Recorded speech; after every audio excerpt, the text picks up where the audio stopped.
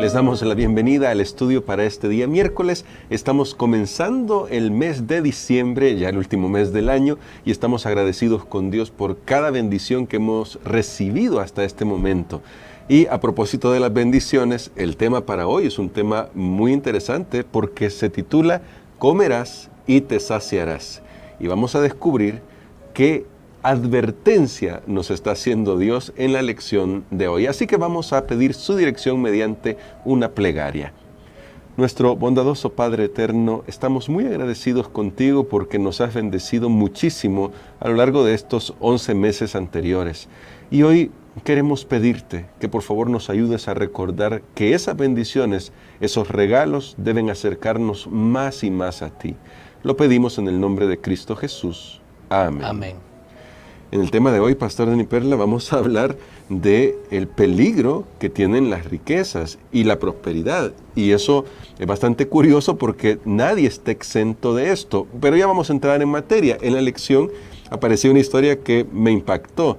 Un líder de la Iglesia Mundial cuenta que cuando recién comenzó a trabajar en la obra tuvo que hacer un viaje y se perdió su maleta de viaje. Y lo que hizo con su esposa fue arrodillarse en ese momento, orar, para que Dios les ayudara con esa situación en ese momento. Muchos años después, cuenta él mismo la historia, cuando ya su vida había mejorado, estaba muy establecido en la obra, le sucedió exactamente lo mismo y en lugar de arrodillarse buscando la dirección de Dios para que pudieran recuperar su maleta, su pensamiento fue: no hay problema, el seguro lo va a cubrir. Tremenda reacción, pastor. ¿Por qué nos pasa esto a nosotros? Y hago esta pregunta de por qué nos pasa esto a nosotros en el contexto del pueblo de Israel. Moisés, en Deuteronomio capítulo 8, les dice que van a prosperar, pero también les hace la advertencia de que no permitan que esa prosperidad les cambie el corazón. ¿Por qué este peligro es tan latente para nosotros, pastor? El problema está que nosotros como seres humanos muchas veces nos quedamos con la dádiva en vez del dador.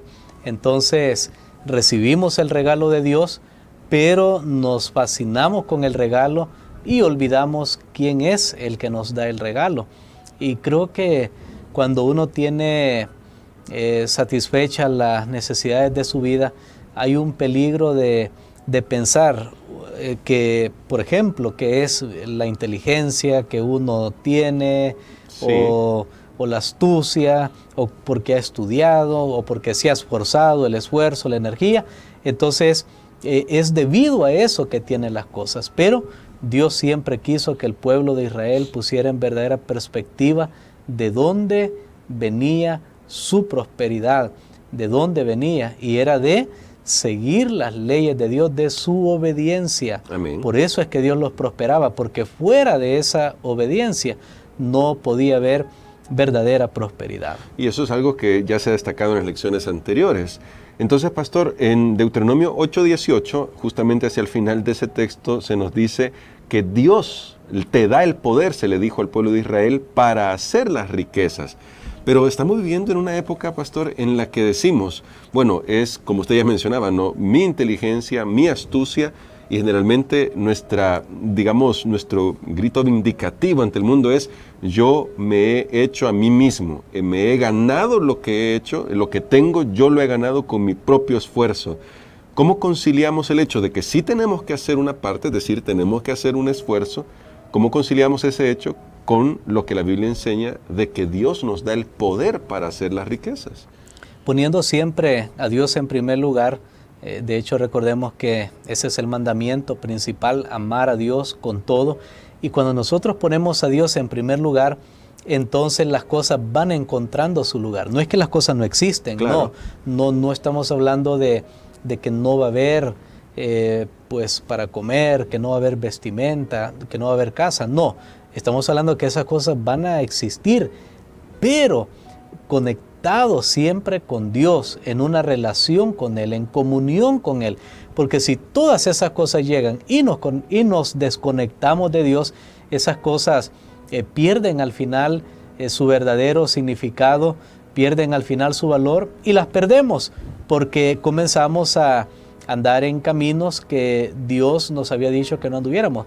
Voy a poner un ejemplo, digamos una familia tiene su hogar, tienen trabajo, tienen todo, comienzan a prosperar, pero de repente uno de ellos comenzó a tener una relación con otra persona fuera de su hogar. ¿Qué va a pasar? Todo lo que habían logrado, toda esa prosperidad ahora tiene que dividirse, ahora se cae, probablemente hay pérdida de trabajo, etcétera. Entonces, de nada sirvió. Y eso es lo que Dios quiere hacerle ver al pueblo, que las cosas materiales, sin su bendición, finalmente las perdemos. Pero cuando tenemos las cosas materiales con la bendición de Dios, tenemos a Dios, pero retenemos la bendición que Él nos ha dado, y era lo que Dios quería que sucediera con el pueblo de Israel. Y ahora, conectando esto con lo que hemos dicho en los días anteriores respecto a acordarse, guardarnos de no olvidar, acordarnos de los tiempos pasados. Pastor, cuando vemos en la historia pasada, cuando vemos en la historia bíblica, encontramos a personajes que disfrutaron de una vida material bastante elevada. Pues pienso en, por ejemplo, Abraham. La Biblia no dice que era rico, la Biblia dice que era riquísimo. Es una expresión superlativa.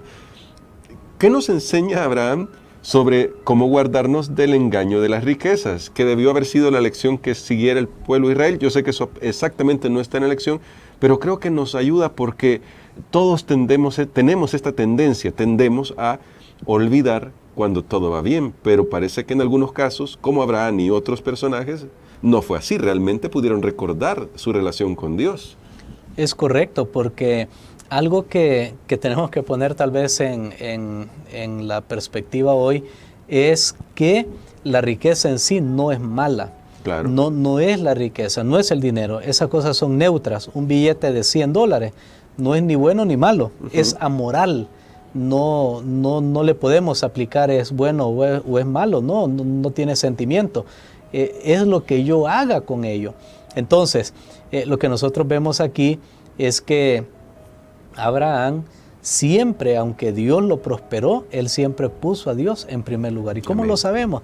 Precisamente hoy estaba recordando una historia de Abraham, cuando él fue a rescatar a su sobrino Lot y a los reyes de Sodoma, y entonces ellos quieren pagarle.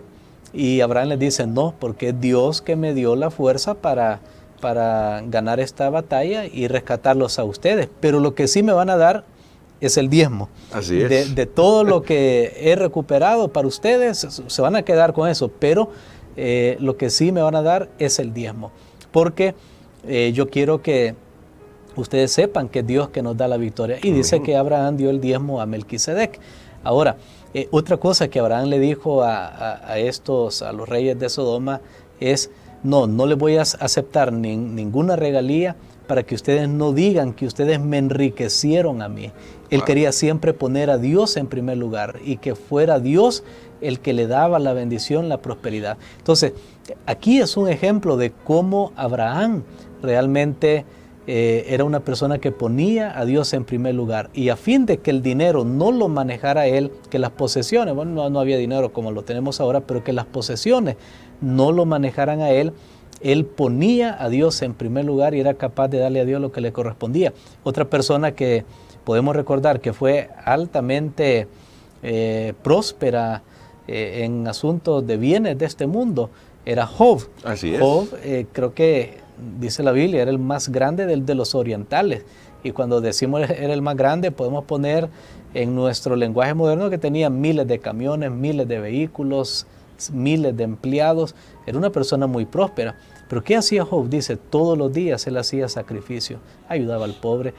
Todos los días él entraba en una relación con Dios, guardaba los mandamientos de Dios. Entonces, cuando nosotros combinamos eso, yo he conocido personas que han sido bendecidas por Dios económicamente, materialmente, pero aplican estos principios de Abraham. Son personas profundamente religiosos, aman a Dios, ayudan al prójimo, dan sus diezmos y sus ofrendas, ayudan a la iglesia.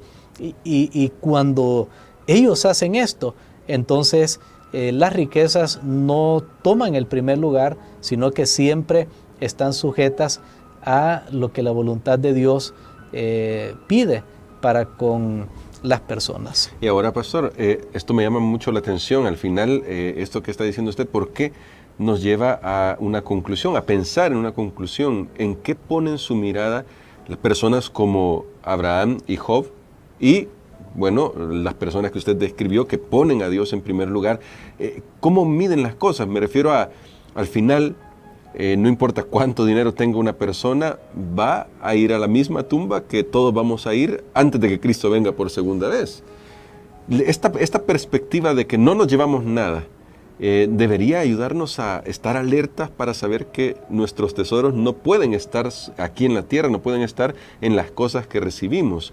Y quizás, pastor, una reflexión, un llamado antes de orar para que podamos realmente tener esa claridad mental, espiritual, de ver las dimensiones que están en juego cuando nosotros no ponemos a Dios en primer lugar.